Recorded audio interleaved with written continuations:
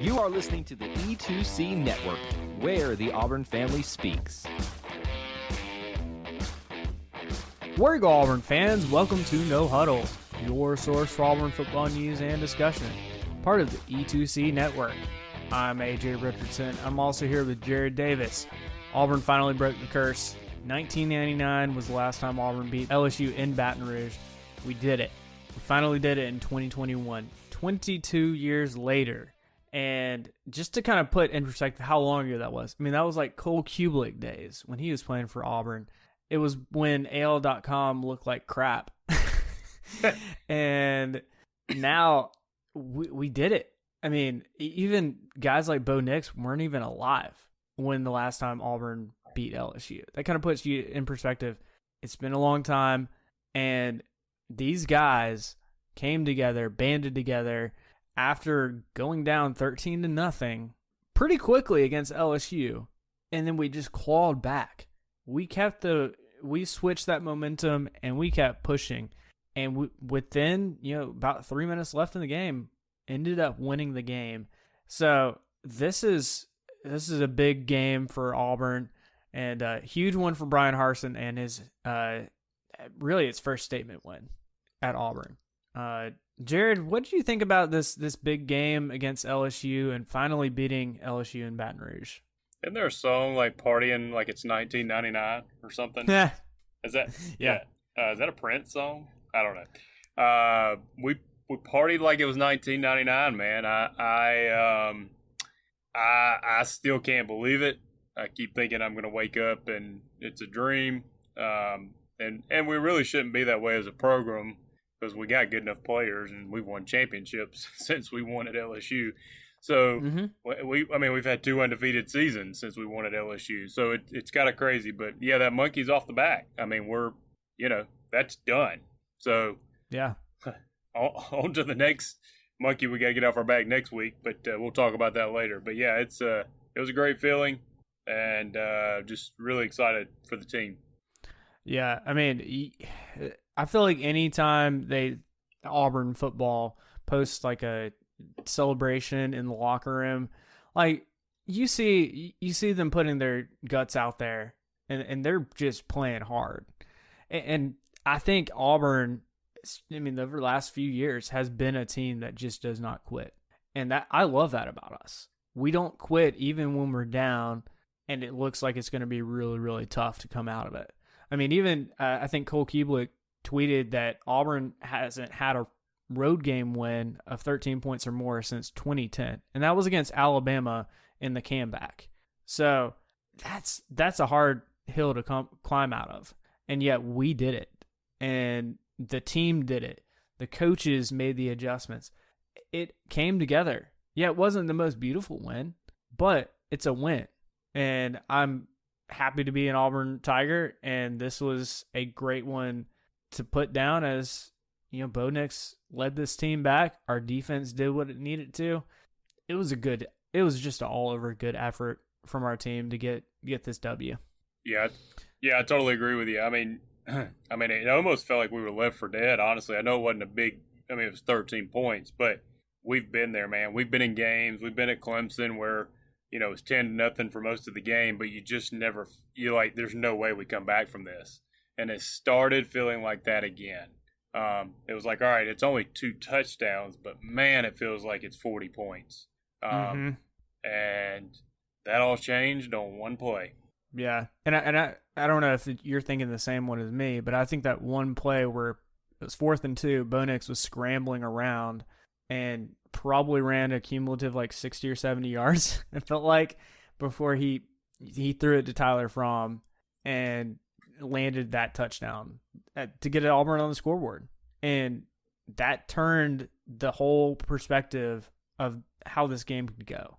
Because at that point, I think we were 13-0, and then Bo Nix was like, I want to make something happen. Like, I got to. I want to help this team out, especially after last week when he just did not play well against Georgia State. And players, well, I'm not going to say players. I think fans were definitely doubting him. And Bo Nix decided, this is the game. I want to come out and prove why I should be the starter. And I honestly think he did. He played his butt off. It was gutsy. He did what he needed to do.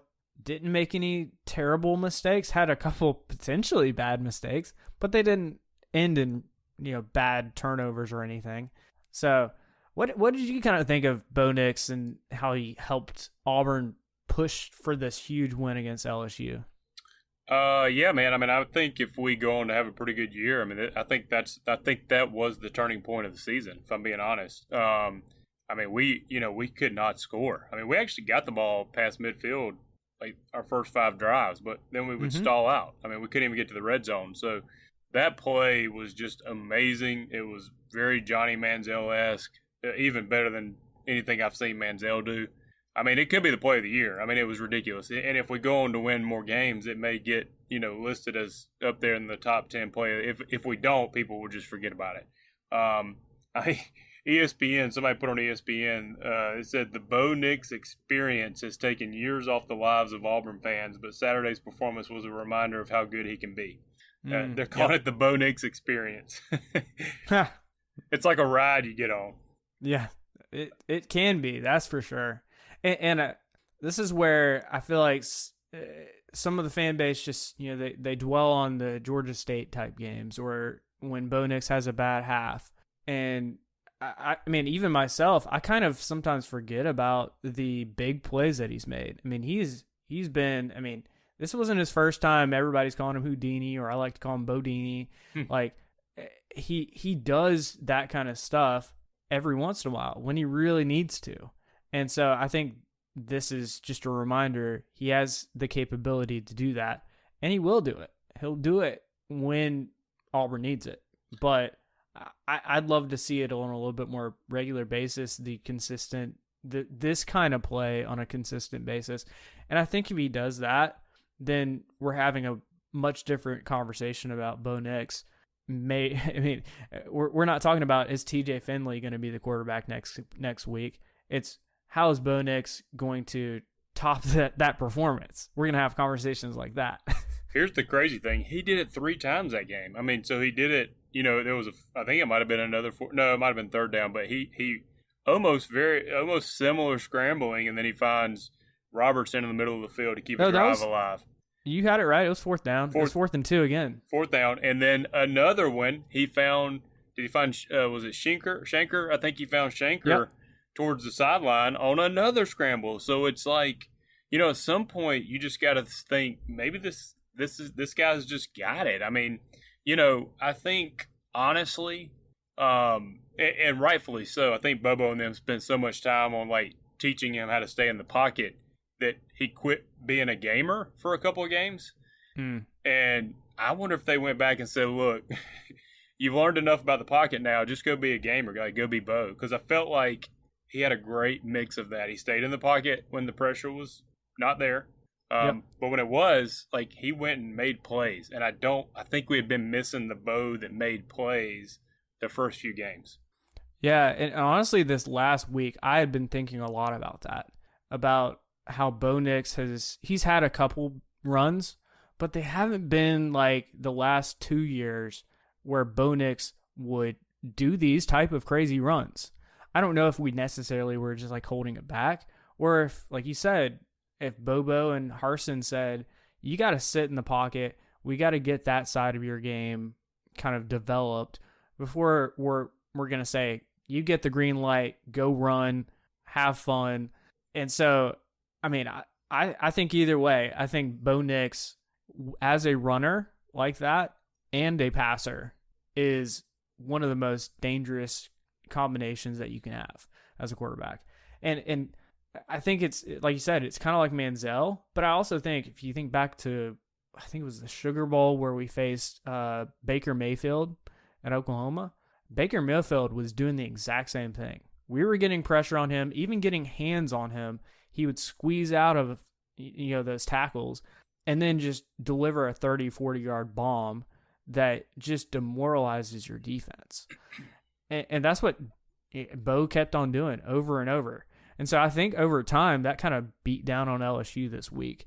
And that's why we kept being able to come back and claw to get finally, with 3 minutes left and 11 seconds, we got the lead finally. And that was all because I think Bo knew exactly what we needed to do.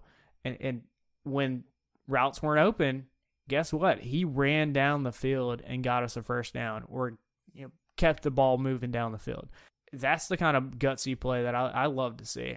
I was correct. Any other kind of thoughts about that? Yeah, sorry, I was corrected on this because I've always been under the impression that we've won games with Bo as quarterback, not because Bo was quarterback. And this game we won because Bo was quarterback. Like, Bo won this game, and that's what you've been waiting for. He did that in Oregon, his first game ever, and so I was corrected on that. I can't think of a lot of other games, though, where we won because he was the quarterback. Now, he may have not made mistakes, was managing the game, so to speak, based off his final numbers. But we don't win this ball game without Bo, and that's what you need out of your quarterback. And so I've been one of the, not as much on this podcast, try to keep it pretty unbiased, but I've been pretty hard on Bo, and I was very pleased just with his effort. Even if we don't win that ball game, like, the kid never quits. I mean, you can't question his heart, and luckily it paid off yesterday with a victory as well. Yeah, I think if Bo doesn't play like he did, I don't think we come back. I think it's probably a different story. We're probably down by a touchdown or two at the end of the game, instead of us winning by 5 points. And that's huge. That's huge to have that kind of player in the game. I mean, Auburn's seen it before with guys like Nick Marshall and Cam Newton. Those players wanted to go out there and just make plays, and they did on a consistent basis. And Bo's got to keep doing that because, hey, the SEC is going to be tough. But at the same time, you can't just be putting your body out on the line. I don't think he necessarily did, except maybe that touchdown where he ran in.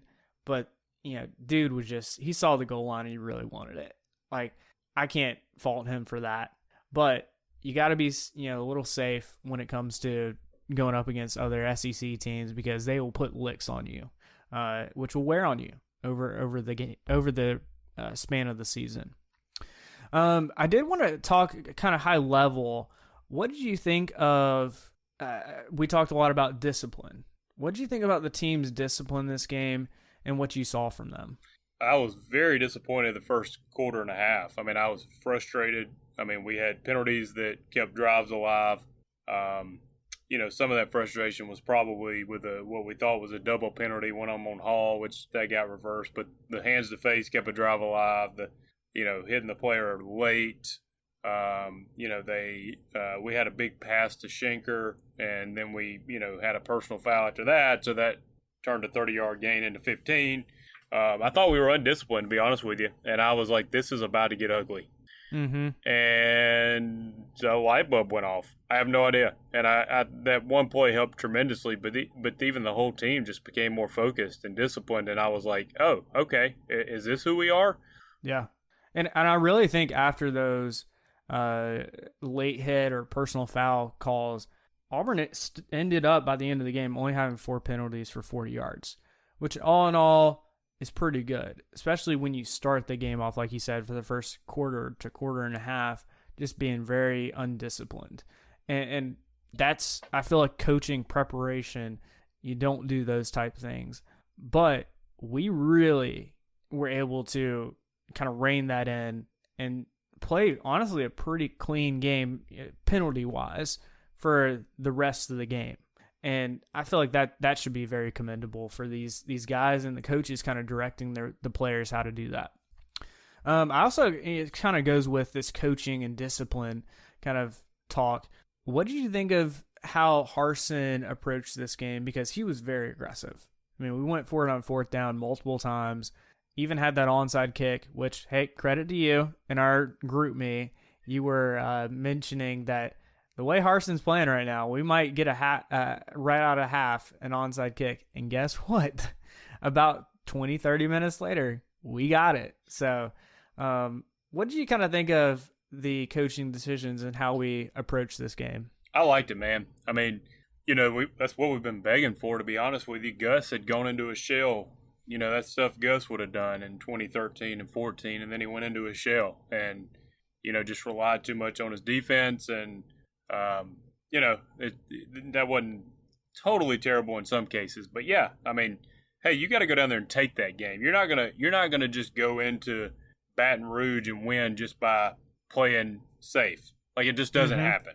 No. And sometimes you don't get the result you want. We did the onside kick. We didn't get it. But that's big mentality. Like, you're telling your players, hey, we came here to win. We didn't come here just to play close and just to not lose. We came here to win. Yeah. And I think even the onside kick, you go into it thinking, well, if you don't get it, your defense is going to have to play well. But really starting in the second quarter, I saw some big adjustments from what we were doing on defense. And really after that, I think that first touchdown drive and maybe a little bit after, I mean, we stopped Boutte and we got a guy, I'm going to use a pun here, we stuck a guy on his Boutte because we just said, you're not going to get open on us.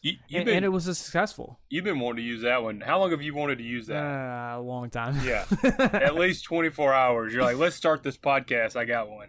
Yeah, that's a good one. I like it. No, I agree with you, man. I think the defense making adjustments went into Harsin making that decision. But I think, like I said, I go back to the fact, some of these calls are for the team, like the team always wants to go for it on fourth down. And usually the coach is like he's like the parent that tells you, no, it's time to go to bed. But the coach was like, no, I'm right with y'all. Let's do it. Hey, we came here to win. And, so I liked it. We didn't do stuff like that at Penn State. We took the safe route and we didn't win the ball game. So, and even that, I mean, think back on it. We're one play away potentially from at least tying up Penn State and maybe even beating them. And then we're undefeated and we're having a completely different conversation because we're 5-0. Right now we're 4-1. That's a really good spot to be at. But that, like I said, it's just so close. And in the game of football, I mean, even this game, it's kind of just a game of inches. Of LSU could have, for example, thrown a touchdown pass last play of the game, won it all. But it didn't happen that way. We got the interception and just shut LSU down at the end of the game. So I personally love these coaching decisions and how we kind of approached it, both with Harsin and Bobo. They kept it I felt like they kept the pressure offensively on LSU's defense. And we pretty much knew, I think pretty quickly, we weren't going to run the ball. So what were we going to do? We're going to pass the ball and then Bo Nix take a handful of those when the option's open. And that was pretty successful. And then on defense, like I said, it was Boutte, and then Besh, both of those guys. I think we kind of slowed them down just a little bit, which I think ultimately really just slowed down LSU's offense. AJ, let's talk. Look, it's fine to talk about Harsin and X's and O's and stuff, but the real reason we won this game is what did you keep your promise on last week? Yeah, good call, because I had said on our previous show that I wouldn't eat any corn dogs, and I resist the urge. I feel like I have this crazy urge every time we play LSU to just eat a corn dog. I resisted, and guess what? We came out with a W, so I think I'll take a little credit. We should all applaud AJ. I am a little concerned that you had to physically resist the urge to eat a corn dog. Well, I had some in the freezer just because. It's a celebratory thing. Like, I don't know. Well, corn dogs are kind of like the oh man, I didn't make it to the store. Do I have anything in this house that I can eat? Oh, there's a corn dog. That's kind of that's like the whole purpose of a corn dog. So you having to resist that urge scares me a little bit, but I am glad you did it, and I think that's why we won. Maybe. I'll take a little credit. We can shut the podcast down now. That's it. That's the reason. Yeah. Hey Auburn fans, I want to take a quick timeout from this episode to bring your attention to something very special. Here at the E2C Network, we pride ourselves on bringing you the best content for Auburn fans out there. And best of all, it's free to you. But just because it's free doesn't mean there aren't costs. especially when you have a library of hundreds of podcasts, videos, blogs, and more. Many of you have reached out and asked how you can support this network in the past. Well, now I have your answer. It's called the E2C Network Booster Club over at patreon.com/E2C Network. There you'll find a membership monthly reward system where you can sign up for as little as $1 and get different perks at different tiers. Some of those perks include things such as apparel, eligibility to join us on future podcasts, recognition as an E2C Network booster, exclusive communications, and bonus content that is available nowhere else. If you love this network and want to help us keep producing podcasts like this one, please head on over to patreon.com/E2C Network to join the E2C Network Booster Club. You can also get there by going to our website, e2cnetwork.com/support. Whether you decide to join or not, we are still so appreciative that you would support us by just listening and being here, because each and every one of you is part of our E2C Network family.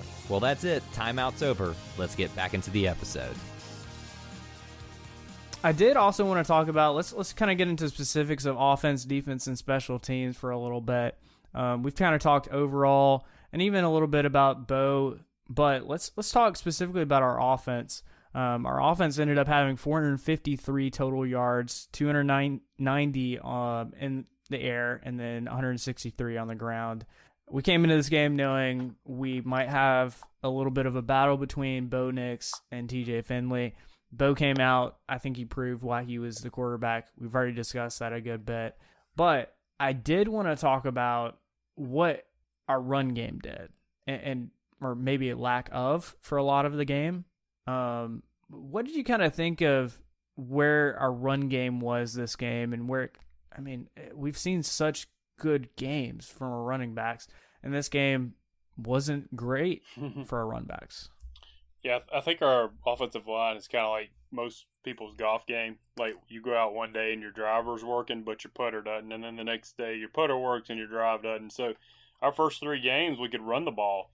And, pass protect was not terrible, but it wasn't like we were, praising it. Well, now pass protection is pretty good because we didn't give up a sack to the nation's sack leading team, but we couldn't run the ball. So, I will say I think something's not totally healthy with Tank, because, like, Jarquez is having a little bit of success even with the bad run blocking. And so I think something's got to be up with Tank. And so I think that's factored in a little bit. But, yeah, I mean, the run blocking was not great, and that's why Bo had to throw 45 times. And I don't like doing that, especially on the road. But, you got to do what you got to do. Mm-hmm. Yeah. I think I'm a little worried about Tank, at least as far as I think he might have something going on, but it is very much reassuring that we have Jarquez Hunter.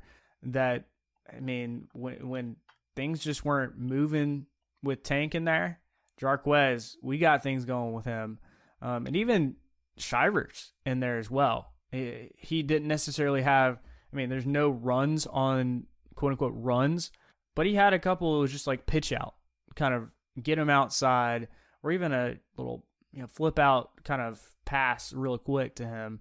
And those are very effective, especially with Shiver's speed. I mean, dude broke like LSU's guy's ankle. I mean, I love that kind of stuff. And he's not just shifty, but he'll actually hit somebody and move a guy forward. So I think our running backs have some room to improve, but I think we kind of knew that pretty early in the game and said, you know what? We're not going to try to beat you in a game that we're going to lose, but we're going to take it, throw it in the air. And we decided to do that pretty consistently. And I think our top guy for receiver, John Samuel Schenker, 102 yards receiving. It was his first, well, not just his first, but Auburn's first tight end to have over 100 yards since Andy Fuller against Florida in 1994. So even, what was that now? Ridiculous. Like, that is so long ago for us to not have a guy for a tight end. Yeah, I know Auburn typically hasn't had a tight end that we've thrown a bunch of passes to, but Schenker stood in there, and he's become Bo Nix's go-to guy, and it's good to have somebody who's good like that. Even though I think Schenker had a couple drop passes that he probably should have caught, he still made incredible plays that kind of made up for that. And I think without Schenker, a lot of those drives would have easily stalled out. Mm-hmm. I agree. Any other thoughts about running backs or wide receivers before we move on to defense? No, well, I would like to see a consistent wide receiver step up every game. Feels like every game is somebody a little different, and then they're not, fully stepping up. But I think you're right. I think Schenker's the main target right now, and his football IQ is pretty good. I mean, he moved when Bo was scrambling. He would move to get open, and I think I would love to have a more explosive player. But yeah. So all in all, let's wide receivers still need to improve. Schenker's doing great, and we'll see where it goes. Yeah, and I mean, after us firing the wide receivers coach, we still have some inconsistencies. Yeah. It even seemed like some guys were just out of place, and that's got to be cleaned up for this offense to really start moving well. When Harsin let him have it, there was one where both threw a kind of a fade route, and Hudson came in. Like, Hudson was nowhere near it. And Bo went over there, or Harsin went over there, and he turned his face away from the camera, but he was chewing the wide receivers coach a new one. So, yeah, we've got some room to grow in wide receivers, that's for sure. I did also want to mention offensive line because they get a lot of crap.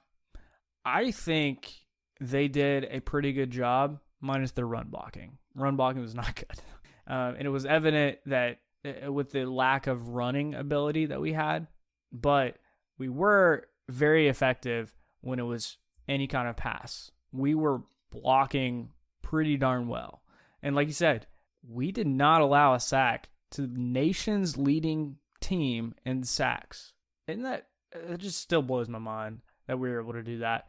And kind of just shows you, well, first off, Bo Nix is very capable of getting out of a lot of different things, which got him the name Bodini. But it was also, he had some pretty good pockets. And so, Coach Friend, he's doing some work on this offensive line, and we're seeing the fruits from it. Without a doubt. Let's talk about defense here, because I had some big complaints early on from our defense, but yet we kicked things into gear quickly, and it was very effective. Really, after that first touchdown drive from LSU, it was all Auburn on defense. We're keeping them out of the end zone, making them kick some longer field goals. I don't know how much more you can ask for your defense. So I have to credit Derek Mason a lot with how we transitioned and played really good defense.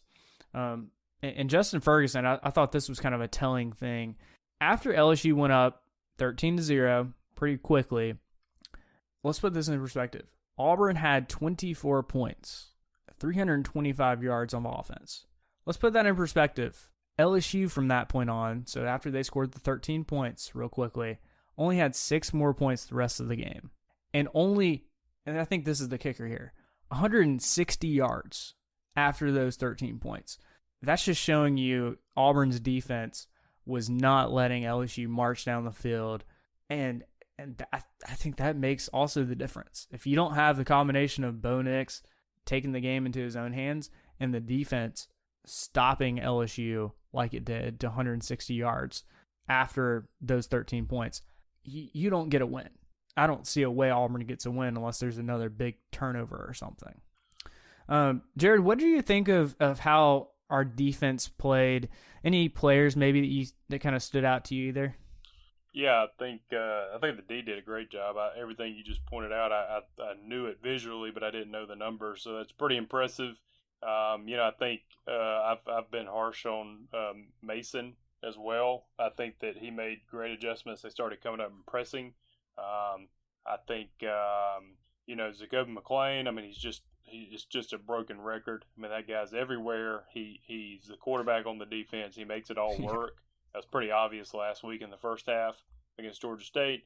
I think Derek Hall played well. I think that was huge. I think if that targeting stands, which was just a crazy call, I think if that targeting stands, we may not win that game. I think Derek had a sack or two and several QB pressures, and with Moultrie being out, I mean, I think that we needed him. So all in all, I think they played great as a unit. We made adjustments in the Georgia State game, and that's great. Like, we need to make those because we don't win the game. I would love to see us not give up easy first possession drives and dig ourselves a hole. Yeah. I would also love to.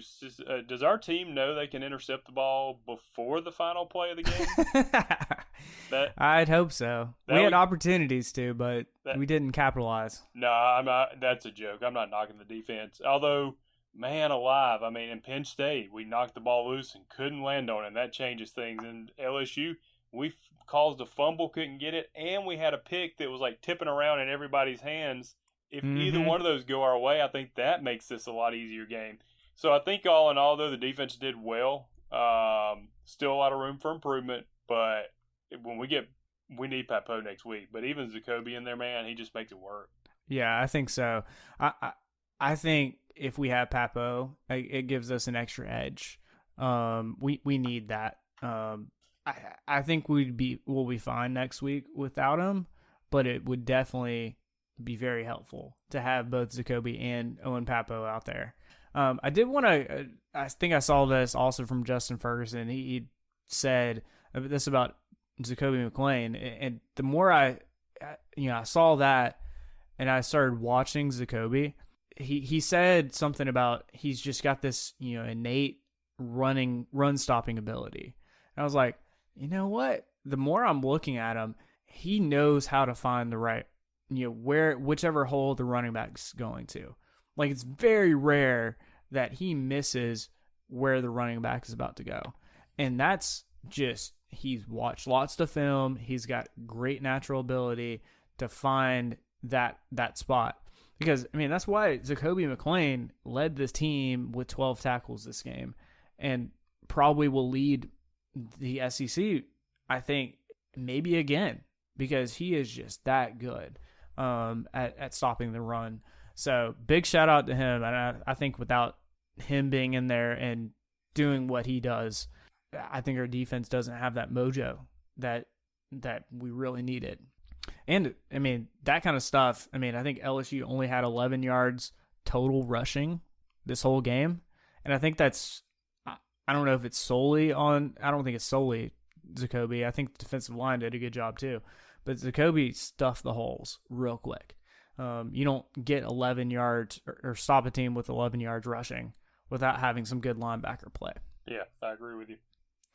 Our secondary, I did want to shout out one guy, Jalen Simpson. So he's been a guy I kind of like in the peripheries over the last couple years have been watching.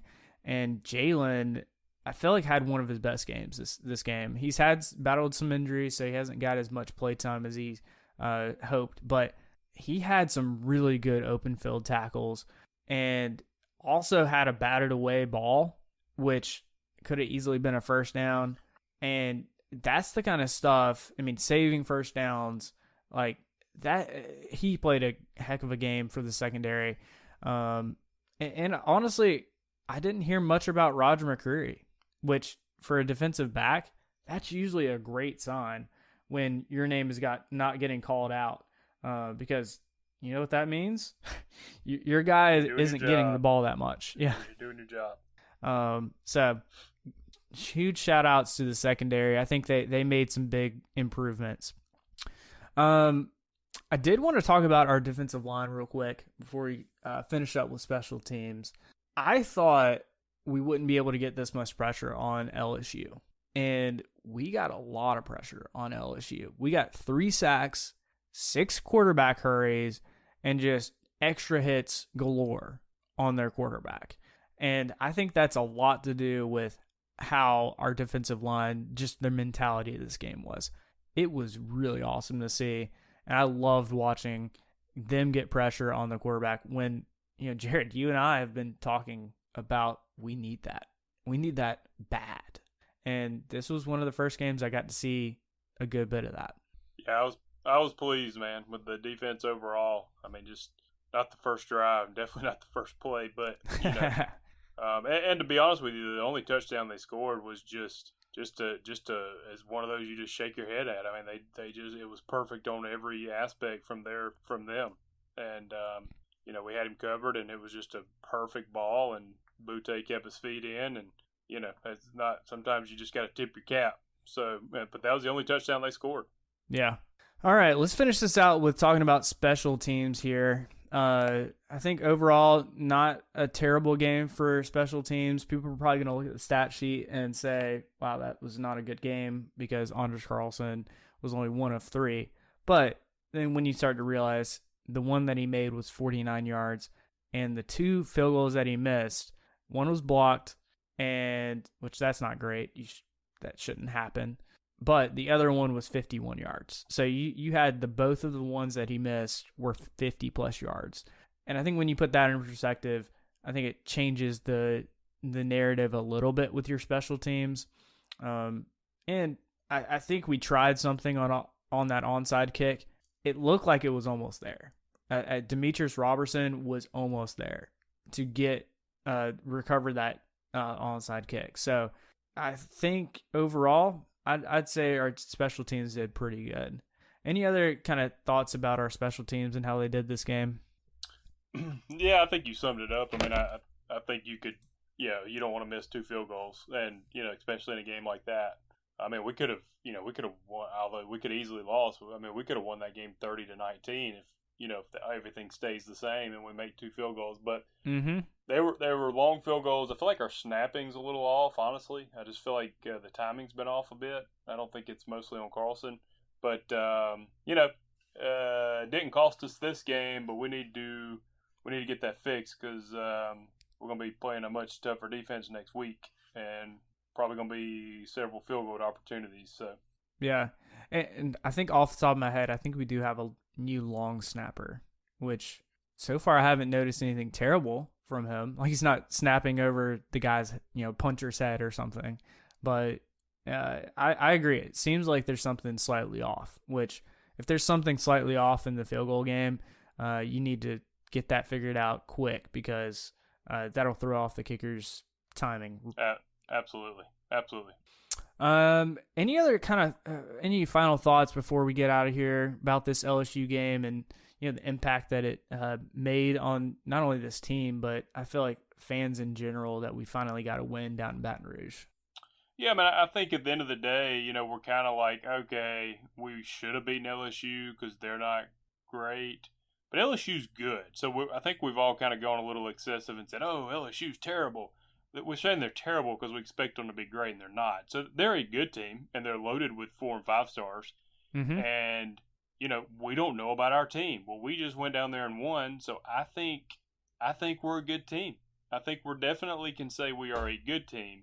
Are we great? No, I don't think we are. I don't know if we have the wide receivers to get there. But let's enjoy this win. Don't let your brain tell you, oh, well, LSU really wasn't that good. That's why we broke the streak. We had not won there since 1999. Yeah. And our first-year head coach went down there and ended that streak. And that is why you hire a new coach, to end streaks like that. I love Gus. I do love Gus. But Gus was 0-13 on the road against LSU, Georgia, and Alabama. Harson's 1-0. And that's 1-0. We haven't played a lot of games. But we need to focus on that positive. That was a huge win. Yeah, I mean, I don't think we can understate how big of a win this is or overstate because it's good for Harsin, but I think it's ultimately even better for the team. I mean, I feel like a lot of years when we beat an LSU team, it can catapult your season, and this may be one of those when we look back at it and say, yeah, we think that LSU win helped Auburn at least have the confidence to go into harsh, rough teams or opposing stadiums. Yeah. Like, yeah. I mean, anytime you've got that, you kind of start thinking, wow, is is this going to be the game that, we actually do it? And this might have been it, where I think we have that confidence. I agree with you. Jared, before we get out of here, how can the people stay in touch with you? You can find me on Facebook under my name, Jared Davis. And you can find me on Twitter at AJAY_. It's always great to be an Auburn Tiger and War Eagle. War Eagle. Thank you for tuning in to today's episode on the E2C Network. On your way out, I want to remind you to stop by e2cnetwork.com. It's your one-stop shop for all our content across our podcast, YouTube channel, and much more. To stay up to date with us, make sure you're following social media accounts such as Facebook, Twitter, and Instagram. While our content here may always be Auburn sports heavy, if it's orange and blue, it's what we do. War Eagle.